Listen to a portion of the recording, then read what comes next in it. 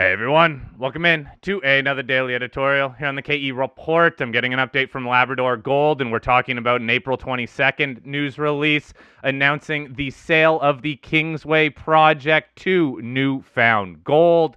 I'm chatting with Roger Moss, President and CEO of Labrador Gold. Labrador Gold is traded on the TSX Venture Exchange under the symbol LAB, on the OTCQX under the symbol NKOSF, and on the Frankfurt Exchange under the symbol 2N6. Now, Roger, let's get into the sale of this Kingsway project. New Found Gold has agreed to buy this project for $20 million, payable in shares, that share price being determined on the date when this transaction is finalized. Now, we've talked a lot about the Kingsway project, all the work that has gone into it from Labrador Gold over the last couple of years.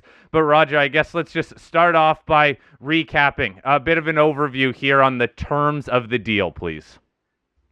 Sure, Cory, and thanks for having us back on. I think it's an opportunity for me to share our perspective on the deal, and also to see what else that we have going on other than the Kingsway projects. Yeah, you're absolutely right. It's a simple deal. We're selling the Kingsway project for $20 million in New Found Gold shares, and that's it. Some of the comments I've had from shareholders seem to imply that we were selling the company. That's certainly not the case. It is only the Kingsway project. So we keep our cash in the bank. We keep our other three projects, of which we can talk about those a bit later. And the shares of New Found Gold will be held by Labrador Gold. So that's the essence of the deal. As you mentioned, the shares will be priced the day before closing, which is expected to be in early July. So, Roger, it also notes here that the shares do have a 4-month and 1-day restriction from the closing of the transaction. Any other restrictions around these shares once they are free trading and in the Labrador Gold's portfolio? No other restrictions at all. You also mentioned that the company does still have cash in the bank, too. Can you just outline how much cash the company has even before this deal? Yeah, right now we're looking at about $6.5 million in cash. All right, let's then talk about, Roger, why did the company sell? This has been a focus for the company in terms of exploration. Why did you go about selling the Kingsway project?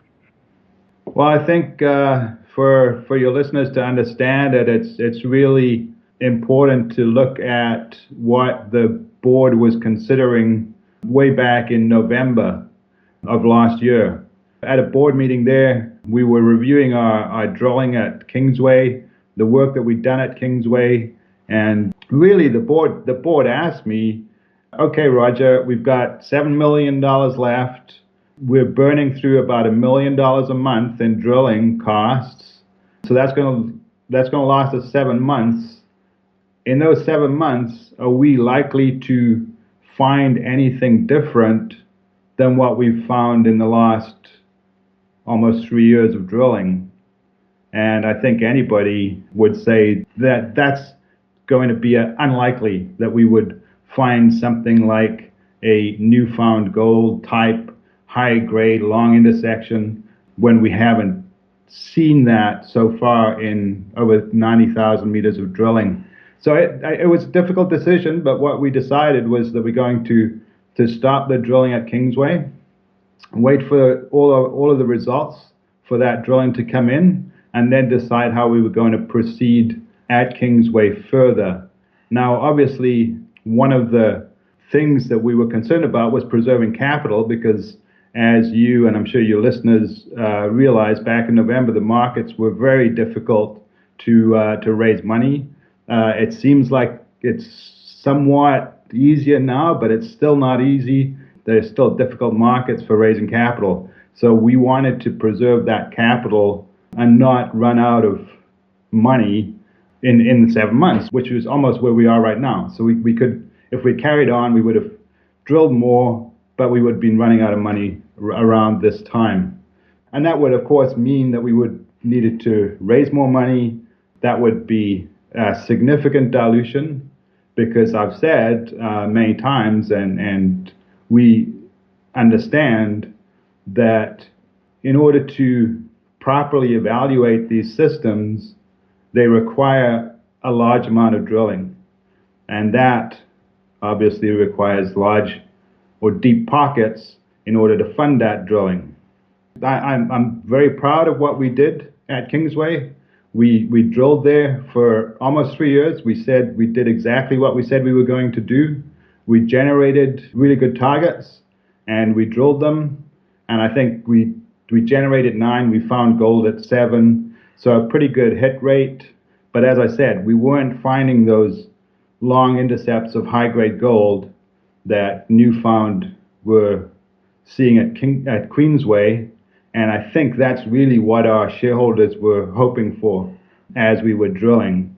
So we didn't think that we were going to be able to find that if we just carried on drilling and spending the remaining $7 million. So that's why we stopped the drilling. And then just after PDAC in March, we had an unsolicited offer from Newfound Gold. And we believe that the offer as presented in the news release yesterday is reasonable, and it gives LabGold some optionality going forward, assuming that the transaction goes forward, is approved by the shareholders. We can hold those shares and participate in any success that Newfound Gold has going forward, both at Queensway and when they start exploring at Kingsway.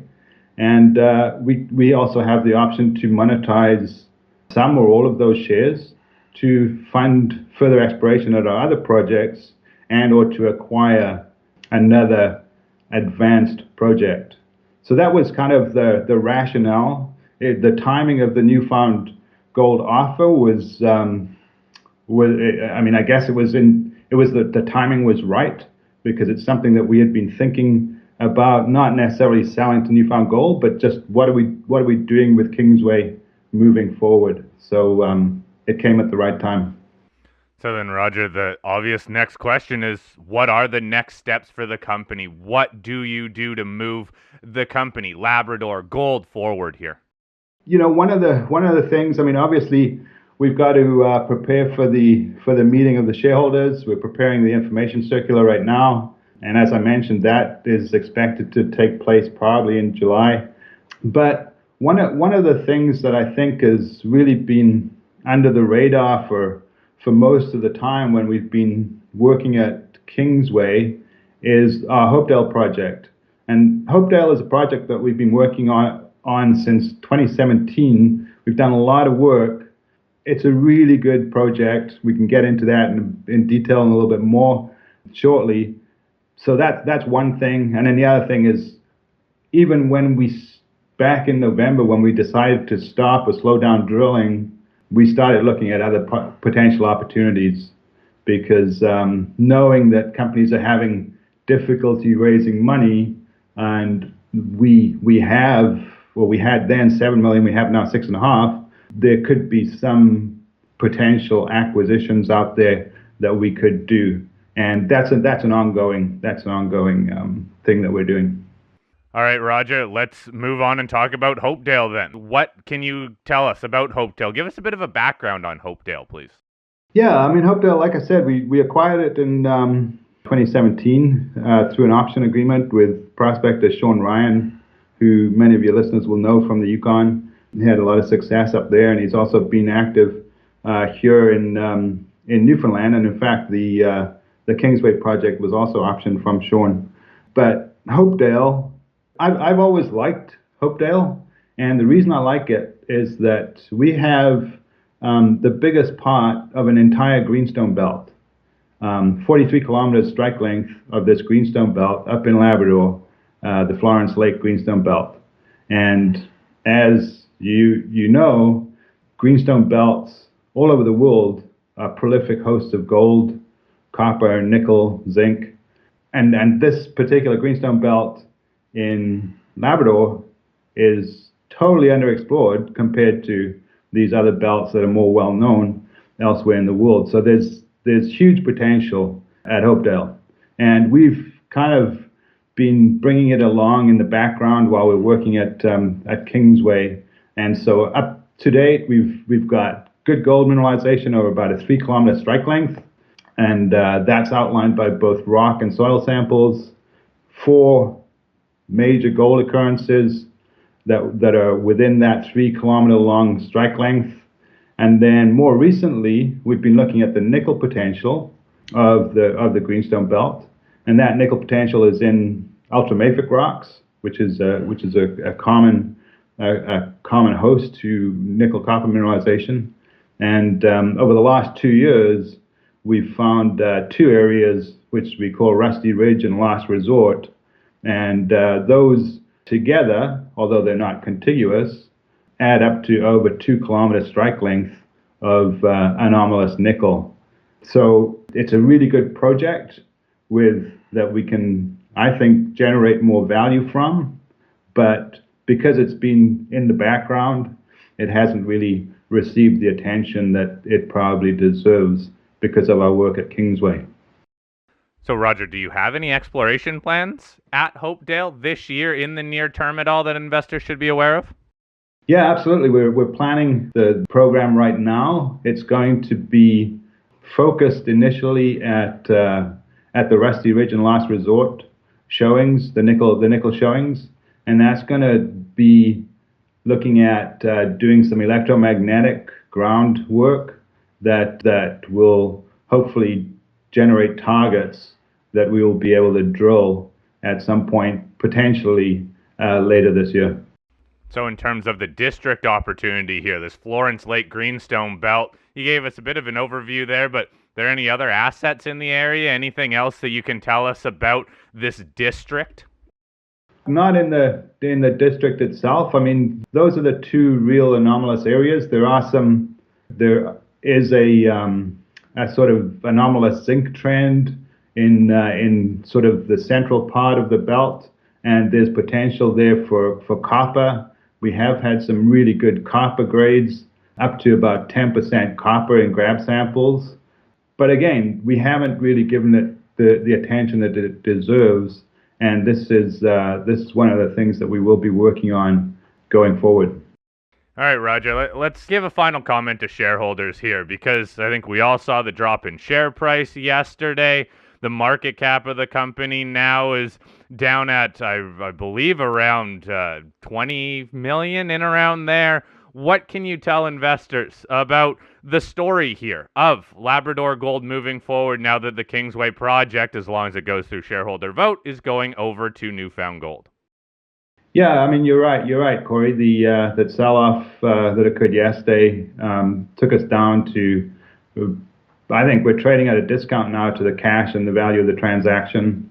And I do understand the disappointment of our shareholders.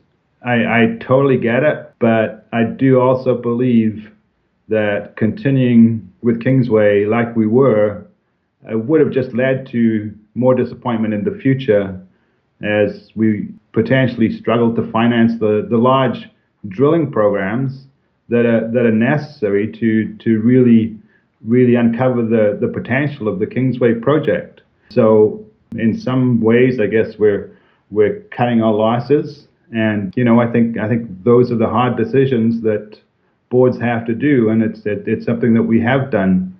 We believe Newfound Gold, they have the technical and the financial ability to take on Kingsway, and they've certainly demonstrated that with their Queensway project down to the south, and obviously will be a significant shareholder if the deal goes through, and we will be following the results closely. And then again, at Hopedale, I believe we can create value with our exploration at Hopedale. It's something that we have been working on, and we understand it pretty well. And there's also the potential for future acquisitions if those opportunities present themselves. So I think all is not lost. And one final comment is I'd encourage your listeners to check out the Hopedale page on our website. I just gave a very brief overview of the potential, but if you look on our website, your listeners will be able to see what the potential is there. And just looking at this greenstone belt that is underexplored compared to greenstone belts elsewhere in the world, which are, as I said, prolific hosts of gold mineralization, nickel, massive sulfide deposits. I think it's got really good potential. All right, Roger, I will link to that Hopedale page on the LabGold website. And please, everyone, send me any follow-up questions you have for Roger. I'll get him back on the show to address those questions and also follow up as exploration happens at the Hopedale Project, and also, again, to address any of your questions. Roger, thank you very much for taking time to address some of the questions and outline the deal. Thanks very much, Cory. It's good to be on here again.